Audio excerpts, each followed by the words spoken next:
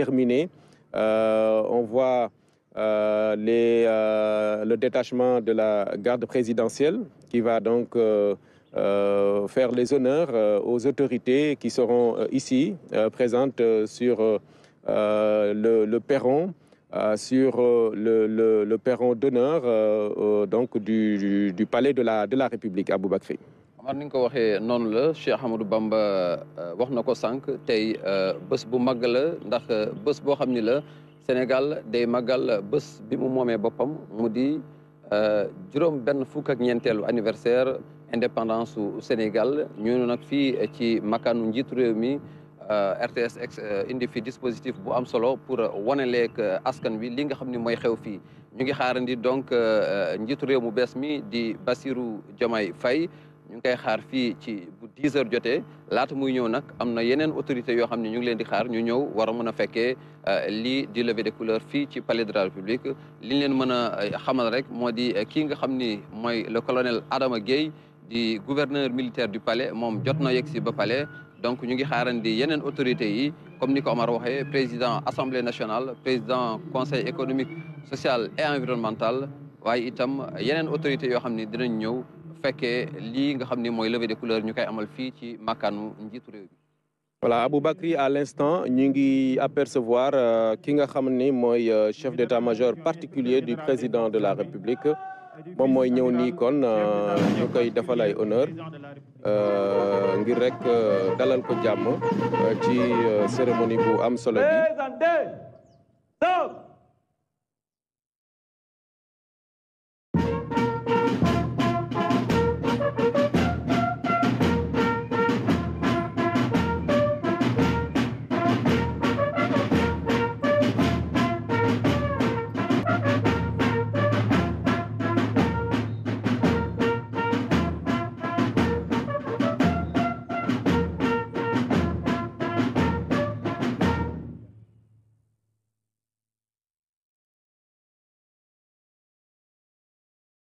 L'arrivée du chef d'état-major général particulier du chef de l'État. À sa suite, il y aura certainement d'autres généraux qui vont venir donc retrouver les autorités ici au palais de la République. Omar mu di loo xam ni day wane ni rek yëf yi tàmbali na fii ci palais de la République.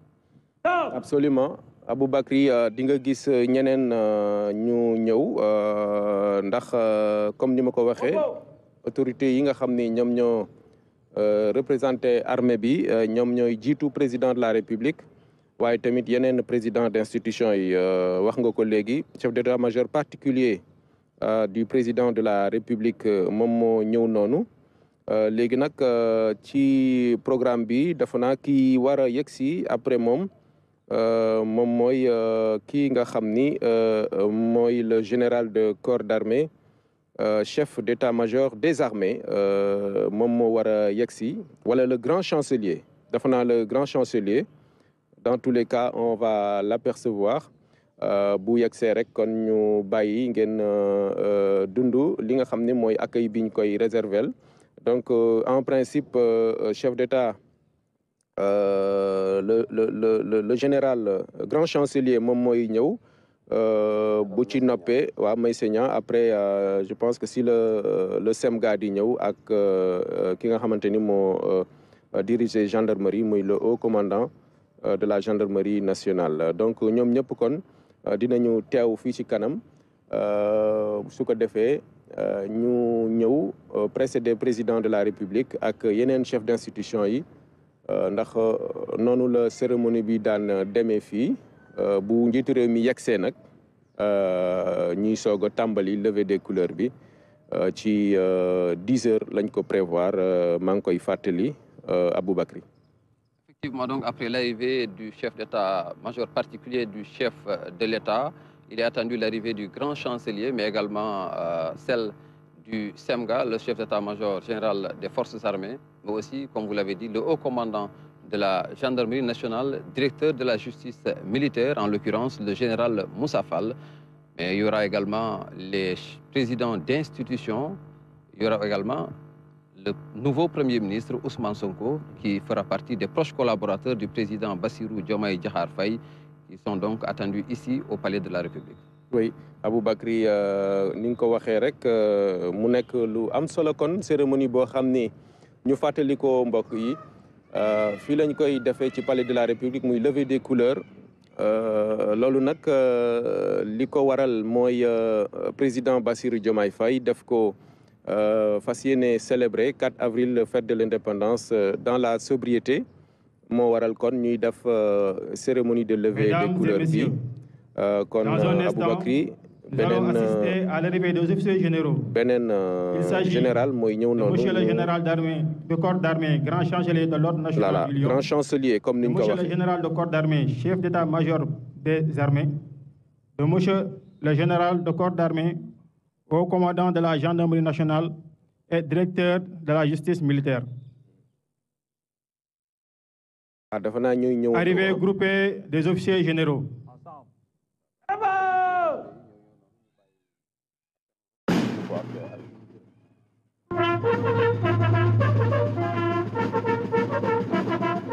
Présentez. Stop.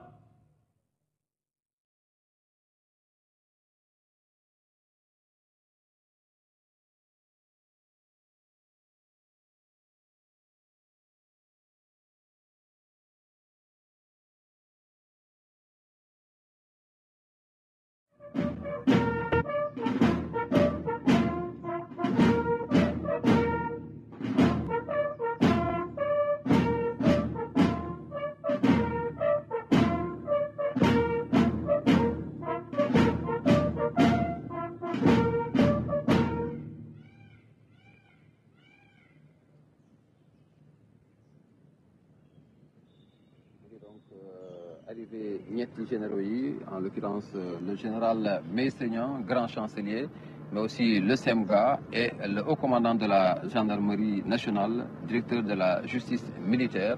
Omar ñaari fan rek donc ginnaaw bi nga xamante ne njiitu réew mu bees mi di Bassirou Diomaye Faye waat na di prestation de serment mu opté donc pour amal lii nga xam ni moo di levée des couleurs fii ci palais de la République wuute ak li ñu daan gis mu di 4 avril bu ànd ak défilé militaire et civil fële ci place de la nation wala sax prise d'armes ci place de l'indépendance moom nag ñaari fan ginnaaw bi mu toogee rek mu opté donc pour amal fii ci makkaanu njiitu réew mi li nga xam ni mooy levée des couleurs ngir màggal donc li nga xam ni mooy 64e anniversaire indépendance suñu réew di Sénégal. voilà juróom benn fukki yoon ak ñeent muy 64e anniversaire de l'indépendance du Sénégal gannaaw nag ba officiers généraux yooyu ñëwee maanaam SEMGA au commandant de la gendarmerie ak ki nga xamante ni moom moo di chancelier le général Niang dañu opté donc gis nga Aboubacry pour des arrivées groupées donc ci loolu sax mën naa wax ni ñii ñuy xaar après officiers généraux yooyu mooy ñaari ministre yi nga xamante ni ñoo tënk wala boog ñoo jiite kaaraange réew mi muy le ministre des forces armées ak le ministre de l'intérieur donc ñoom ñaar ñooy ñëwandoo suñu sukkandikoo ci programme bi dañ leen di boole ñoom ñaar ñu ànd ñëw donc ni ñu ko gisee ci officiers généraux yi nga xamante ni ñoom ñoo leen jiitu en tout cas mu nekk ñaari ministre Mokhtar Cissé Mouhamadou Mokhtar Cissé ak ki nga xamante ni mooy Oumar Youm en principe normalement ñoom ñooy ànd ñëw fii ci palais de la République Aboubacry. Effectivement, après donc l'arrivée des généraux, il est attendu, comme vous l'avez dit, celle du ministre de l'Intérieur, Mouhamadou Mokhtar Cissé, en compagnie du ministre des Forces armées, Maître Oumar Youm, qui ne vont pas tarder donc à faire leur entrée ici au palais de la République. Et après eux, on aura également l'arrivée des présidents d'institutions. Voilà, voilà. Dans un instant, nous allons assister à l'arrivée groupée de monsieur le ministre. Il s'agit de monsieur le ministre, directeur du cabinet du président de la République, et de monsieur le ministre, secrétaire général de la présidence. Arrivée groupée de monsieur le ministre.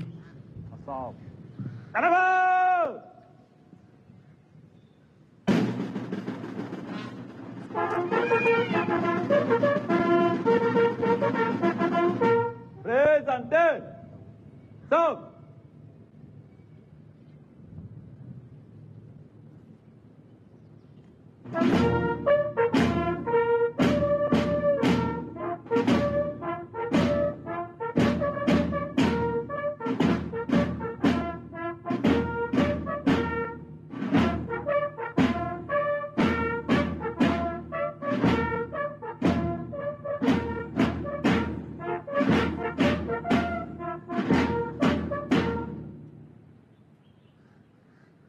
Voilà, mu ngi donc ministre de l'intérieur Mouhamadou Makhtar Cissé mi dénk biir réew mi mu ñëw nag ànd ak Omar ñaari collaborateur yu yees yi nga xam ni bokk na ci ñi ñi njëkk tabb ci régime son excellence Bassirou Diomaye Faye mu di Mary Teuw Niane directeur de cabinet du président de la République mais également Oumar Samba Ba secrétaire général de la présidence de la République.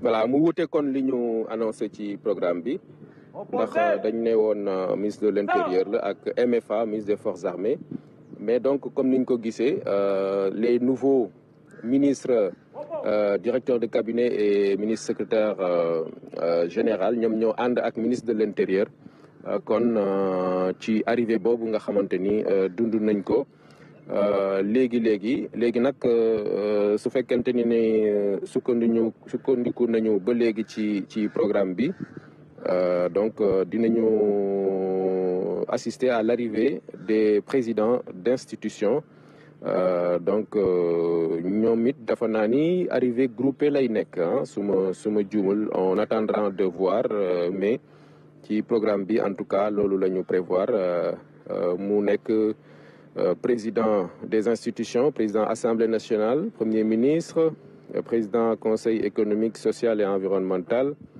présidente au conseil des collectivités territoriales en principe ñoom ñoo ci war a topp bu ñu yegsee nag ñoom si la njiitu réew mi président Bassirou Diomaye Faye di yegsi 10 heures en principe ngir rek ñu tàmbali cérémonie bi. Effectivement, après l'arrivée donc des autorités militaires, on a assisté à l'instant à l'arrivée des autorités civiles, notamment le ministre de l'Intérieur, en compagnie donc des tout nouveaux collaborateurs du président Bassirou Diomaye Faye, le ministre directeur de cabinet Mary Teuw Niane, mais également le ministre secrétaire général de la présidence Oumar Samba Ba. Il s'en suivra donc l'arrivée des présidents d'institutions, comme vous l'avez annoncé. Il s'agira du Premier ministre, du président du Conseil économique, social et environnemental, mais également de la présidente du Haut Conseil des collectivités territoriales qui devrait arriver également en même temps ici au Palais de la République. Ouais, et on aperçoit à l'instant des visages qui nous sont familiers, Aboubakri, des gendarmes qui collaborent avec nous ici au Palais de la République, notamment le commandant Ndong et le colonel Ndiaye et d'autres gendarmes qui assurent la sécurité ici, de même que les autres, la garde rapprochée. C'est l'instant, c'est le moment de leur rendre un vibrant hommage parce qu'ils abattent un travail extrêmement important, notamment dans la sécurité du président de la République, de même que bien sûr ce détachement de la garde présidentielle qui assure les honneurs en de pareilles circonstances. Donc c'est le moment, puisque c'est la fête des forces armées aussi, c'est l'occasion pour nous de leur souhaiter une excellente fête aujourd'hui, 4 avril, Aboubakri. Effectivement xam nga feetu 4 avril mooy dañuy màggal bés bi nga xam ni ci la Sénégal moom boppam mu di fête boo xam ni Sénégal yëpp a ko bokk waaye nag ñi nga xam ni ñooy takk der yi ñu am ci cër bu am solo rawatina nag tey ci li nga xam ni mooy levée des couleurs mu am benn détachement donc de la garde présidentielle boo xam ni mu am honneur tey amal li nga xam ni mooy am fii ci palais de la République mooy honneur yi ñu war a delloo njiit réew mi di son excellence Bassirou Diomaye Diakhar Faye. Voilà le général Moussa Fall qu'on ne présente plus, qui joue un rôle également extrêmement important dans la sécurisation du pays, de même que les autres officiers généraux d'ailleurs, le Semga Cissé et tous les autres. Vraiment, on leur doit beaucoup. C'est ces forces de défense et de sécurité parce que ñu luñ koy waxee ci wolof suñu tëddee bay nelaw suñu kër yi guddi gu nekk dafa naa ñoom lañ ko war a santé gërëm leen ko parce que saa su ne ñu ngi farlu ngir rek aar réew mi waaye tamit aar ñi nga xamante ni ñoo nekk fii ci Sénégal muy askan bi donc lu am solo la kon ñu bàyyi leen ngeen ànd ak ñun xool autorités yi nga xam ni ñoom ñooy ñëw ci jamono ji fii ci perron d'honneur bu palais de la République. Le président du Conseil économique, social et environnemental et de Monsieur le Premier ministre.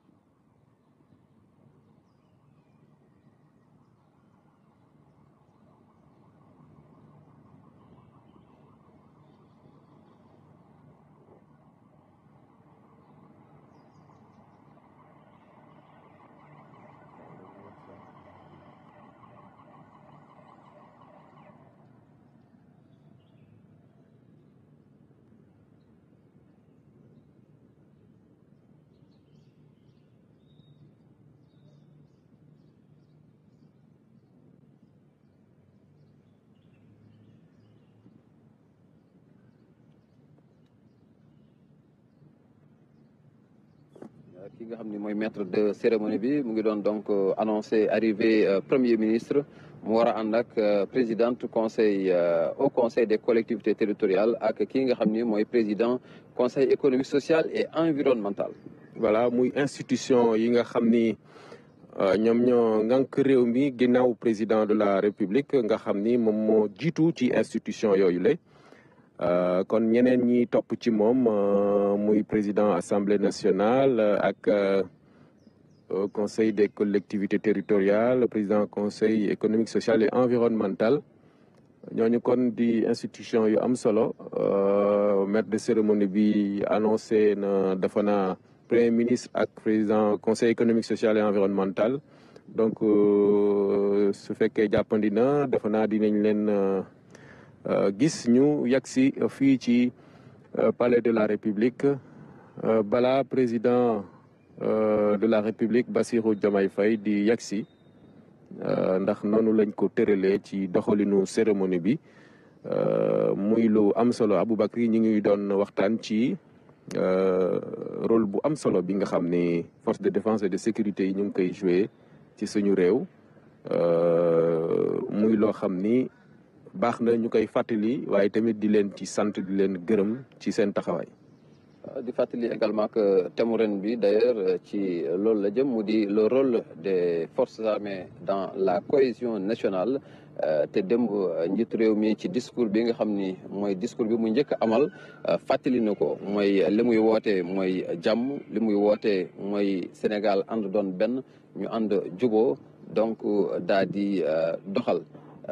te li muy mandargal rek instant bi nii mooy que ni état continuité la ndax chef de président d'institution yi nga xam ni tudd nañ leen sànq ci régime mu président Macky Sall lañ leen fale woon tey ñu war a mën a ñëw teewee lii nga xam ni mooy première donc levée des couleurs bu njiitu réew bu bees di Bassirou Diomaye Faye li ñu wax rek les hommes passent les institutions demeurent mu di lu am solo également ci taarixu Sénégal. waaw noonu la état tëddee ba tax kon loolu sax moo waral gis nga gis teewaayu. Mesdames et messieurs, arrivée des présidents d'institutions.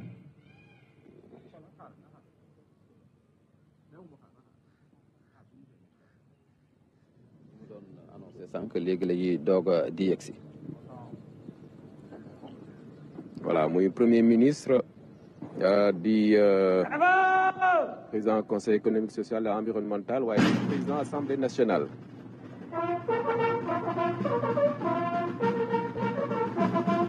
Présentez. Stop.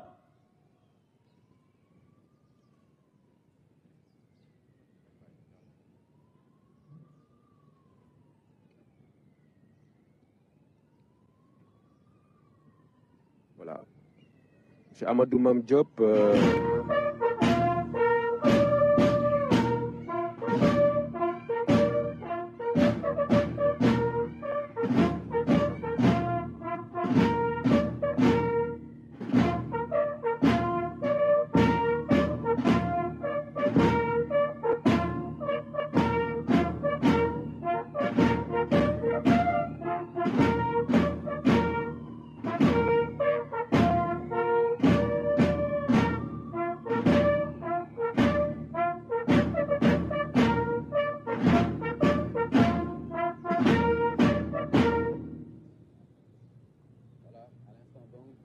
sur fond de la musique des forces armées, vous vivez avec nous l'arrivée du tout nouveau Premier ministre, en l'occurrence Ousmane Sonko, accompagné du président de l'Assemblée nationale Amadou Mame Diop, mais également du président du Conseil économique, social et environnemental Abdoulaye Daouda Diallo. Voilà, ils seront complétés par la présidente du Haut Conseil des collectivités territoriales, Madame Aminata Mbengue Ndiaye, vous l'apercevez. Elle est passée de l'autre côté, donc pour dans un instant, en place, nous allons assister aux côtés des autres institutions. À la revue de son Excellence, Monsieur Bassirou Diomaye Diakhar Faye, président de la République.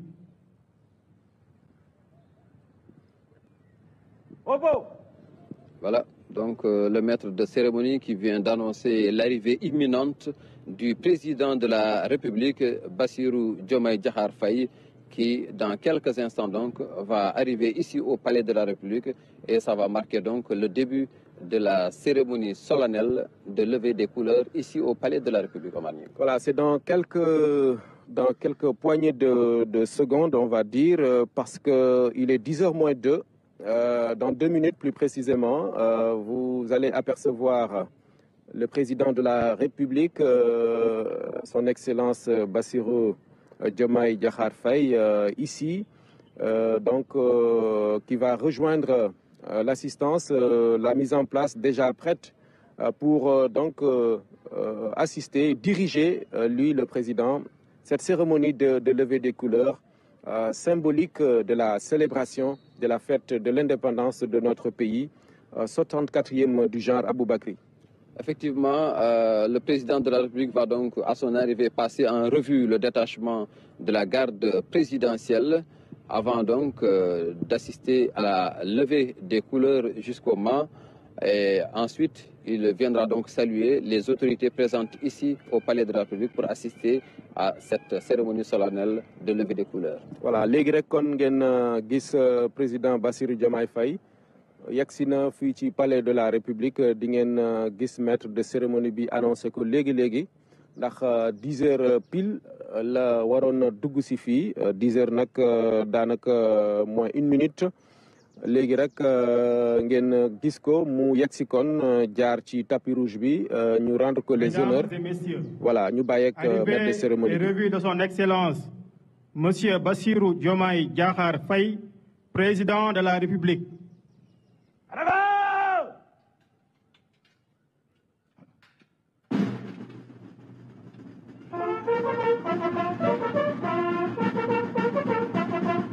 Présentez. Stop.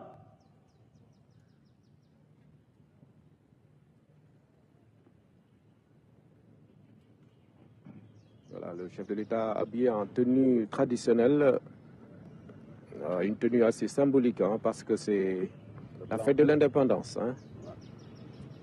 lii day firndeel rek ni moom li mu doon wax démb lu mu gëm la moo di nañu fexe ba wane ni moom la suñu bopp.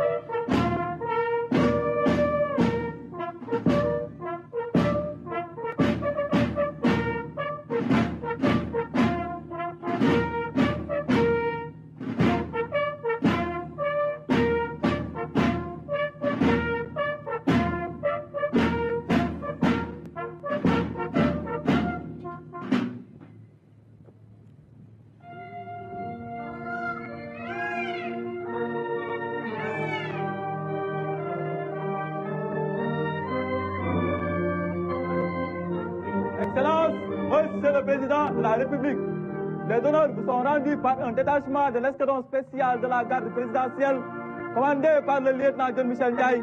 À vos ordres, Monsieur le Président de la République.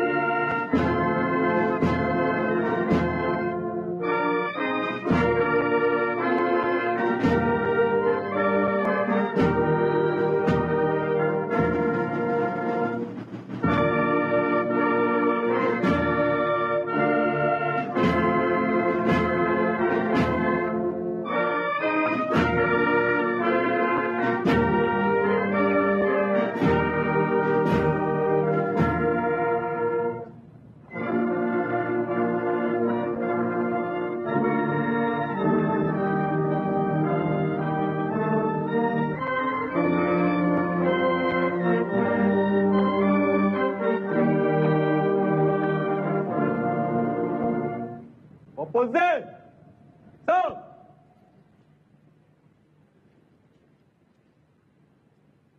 Oppo. Canada.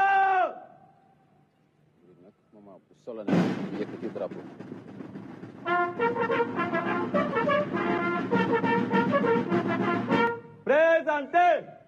Stop.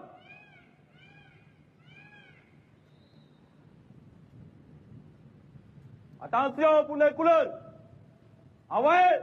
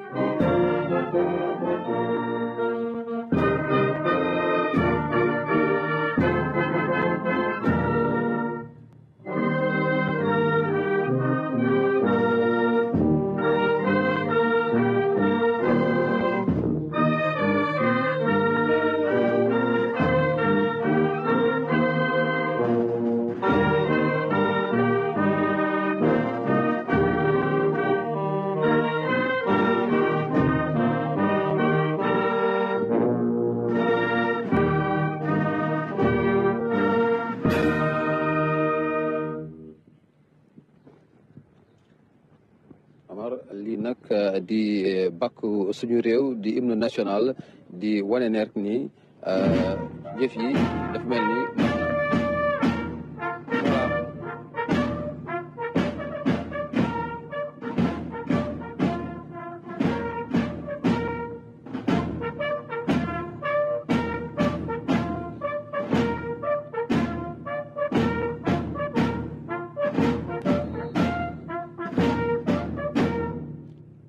Voilà, c'était donc la levée des couleurs qui consacre la célébration du 64e anniversaire de notre accession à l'indépendance, marquée donc par une levée des couleurs. Le président Bassirou Diomaye Diakhar Faye qui est arrivé à 10 h, qui a passé donc en revue le détachement de l'escadron.